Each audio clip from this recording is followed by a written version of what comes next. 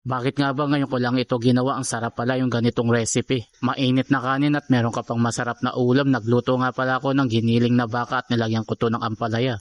Nakabili ako na halagang 100 na giniling ng karne ng baka. Pakukuluan ko muna ito sa kaunting tubig at naglagay ako ng pampalasa, kaunting asin.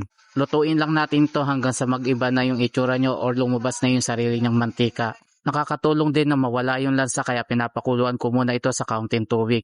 Pero naglagay pa rin ako ng kaunting mantika at ginisa ko na itong bawang. Continuous lang tayo sa paghalo at kapag lumabas na yung amoy ng bawang, pwede nang isunod ang sibuyas. I-continue uli natin yung paghalo, hintayin lang na mag-iba na yung texture or mag-translucent na bago ilagay naman itong kamatis.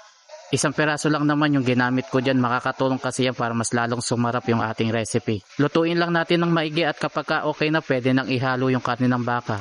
Tapos ituloy uli natin yung paghalo at kung umabot ka na nga pala dito sa bahagi ng aking video at nagustuhan mo yung ating recipe ngayon, paki-like and share mo naman. Tinimplahan ko ng paminta at kinontinue ko uli yung paghalo. Igisa pa natin ng kaunti, hayaan na manuot yung mga pampalasa. At kapag okay na, pwede nang ilagay naman ng gulay. Ibinabad ko yung ampalaya sa asin ng 15 minutes at nang mabawasan yung pait. Hindi rin kasi masarap kapag natanggal natin ng husto yung pait ng gulay. Pero kung ikaw naman yung kakain at ayaw mo talaga ng pait, pwede mo naman itong pigain. Naglagay lang ako ng kaunting tubig at pakukuluan para maluto naman itong ampalaya.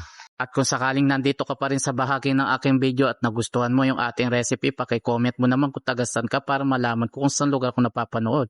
At syempre meron din tayong oyster sauce na inilagay para mas lalong sumarap yung ating recipe. Kaya kung medyo umay ka na sa ginisang ampalaya na may itlog, bumili ka na lang na kahit kaunting karne ng baka. Tapos bumili ka na lang ng isang perasong ampalayang malaki na para madami kapag nahiwa. Tikman natin saglit kung sakto na ba yung lasa niya. Okay na yung timpla niya, after nga ng ilang minuto, heto na at luto na yung ating ginisang ampalaya na may giniling. Sakto, luto na yung kanin. Masarap dito yung medyo mainit-init pa. Sa bagay kahit malabig pa yung kanin, talagang masarap pagka ganito yung ulam.